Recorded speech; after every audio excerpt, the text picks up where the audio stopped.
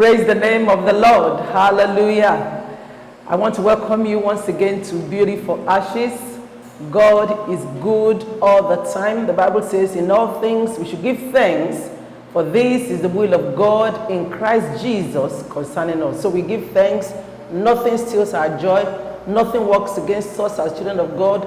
All things work together for our good because we love the Lord. Hallelujah. I want to thank God for your lives. I believe that it is well with you in the name of Jesus.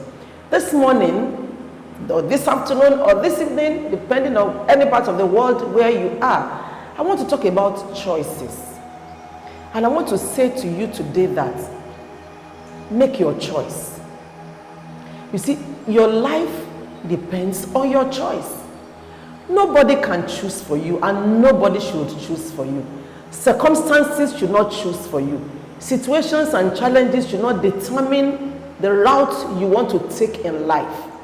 You make a choice because God has given you the will to make a choice. And let me tell you something, that whatever the choice you make, it will determine what will happen to you. You know, medically, I have a lot of medical people around me. And it's been proven medically that when somebody is at a dying point, or maybe he has a critical ailment that is life-threatening, if that person just gives in and says, well, let me die, well, I'm tired, that person is likely to die. But no matter how critical the case is, if that person rises up in the and says, no, I'm not going to die, I will make it, I will make it, I will be fine, I'll be okay. Majority of such people make it because there's something called a choice, the choice of a man that can help you to determine what your life should be. Precious people, don't give in to depression. Don't give in to situations and circumstances. Don't bow under pressure. Make a choice. God himself said so to the children of Israel, including you and I, in the book of Deuteronomy chapter 30 and verse 15. Listen to this. He says, see, I have set before you this day life and good, and death and evil. Make a choice. Life is good, death is evil. God says, this is to your right, that is to your left. The choice is yours. I won't force you to choose life. I won't force you to choose death. If you choose life, you choose good. If you choose death, you have chosen evil. So if God can say that, then that means the ball is in your court. Make a choice today. Make a choice to live. Make a choice to advance. Make a choice to accelerate. Make a choice to put the past behind you and move forward. It doesn't matter how bad the past had been. You can always move forward and get something great in life. Somebody was also sharing her experience with us a few days ago, how life dished her the worst. And she told herself, I'm bouncing out, bouncing back. I'm going to make it. I'll make something great out of my life. Today, she celebrated. Now, there's a very interesting story in the book of 1 Kings, chapter 3. There were two women. 1 Kings chapter 3, I may not read through everything, but there were two women. Both of them had sons at the same time. Both of them were harlots. So they decided, okay, we are not going to be wasting our life and our substance. Let's have babies. So both of them had babies, two sons, around the same time, maybe 2 or 3 days in between.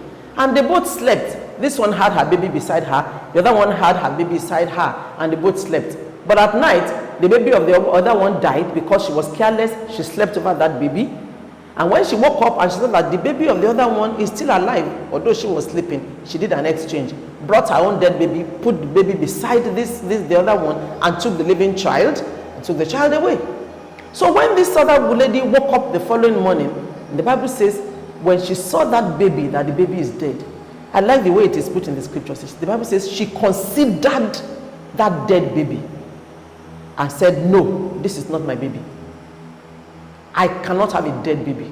My baby is a living baby. I cannot have a dead baby. Listen, she could have said, oh, woke up and saw the baby dead, and she'll be crying, oh, my baby is dead, my baby is dead. But the Bible says she considered the baby. She looked at the baby critically. Listen, look at your life. Look at what you have. Look at your substance. Look at what is giving you life. Look at what matters to you. If it is looking dead, refuse it. Tell yourself, no, I'm not going to take this one. It cannot be mine. I can't carry a dead baby. And she challenged the other woman and said, look, I woke up and my baby is dead. And the other one said, well, it's your choice. Your baby is dead. My own baby is alive. And she looked at that baby and said, no, this dead baby cannot be my baby. That baby that is alive is my baby. And there was a long struggle, a long fight. Look, you don't make a choice when you are just complacent. No, you don't make a choice just thinking, well, it will fall upon me like a pack of cards. You need to go for it. And she contended with that lady. The lady said, no, this living baby is mine. The dead one is yours. She said, no, the dead baby is not mine. The living one is mine. You know what she did? She said, I'm not going to end it here. We are going to the king. Let us go. She dragged that lady to the king. See, you can drag your issues to the point where you get a miracle, to the point where you get a go ahead. The King of Kings is God himself. When you go before the Lord and say, Lord, this is my choice. I refuse death. I refuse poverty. I refuse to be downtrodden. I refuse to manage the decision I am. I refuse to allow the devil to put me under. I refuse to bow down to affliction. When you settle it with God, it will strengthen you and you'll be able to move forward and achieve your dreams. And they got to the king again. Both of them were arguing. But God gave the king wisdom to be able to determine who the living baby was. And he determined the living baby and said, look, that living baby belongs to this woman. And the woman was given the living baby. The other woman bowed her head in shame and disappeared. Let me tell you, when the devil wants to sniff life out of you, when the devil wants to take from you what is life, when situations and circumstances want to steal your joy, you have to stand and say, no, I refuse. If you lose everything, tell yourself, I'm going to bounce back again. And let me tell you, your choice will be given to you. The life baby was given to that woman, and she went. I'm sure that was the day she separated from that woman. Your relationship, your companion also determines what you get in life. If you want to make the choice for blessing, the choice for life, you cannot put around you a person that is death driven. No, it's not possible, because it takes two to tango. So make a choice today. I know some of us are going through a lot. There's so much going on in the society, but let me tell you, God said, make a choice. Your choice is your choice. Your choice is what God will pursue, and you are going to get what you desire to have. If you choose to die, you die. No matter what is around you, no matter what you have even seen, no matter what you have desired. Remember the story of Rachel. When she had the first child, after so many years, she prophesied to her own life that, look, I'm going to have another child.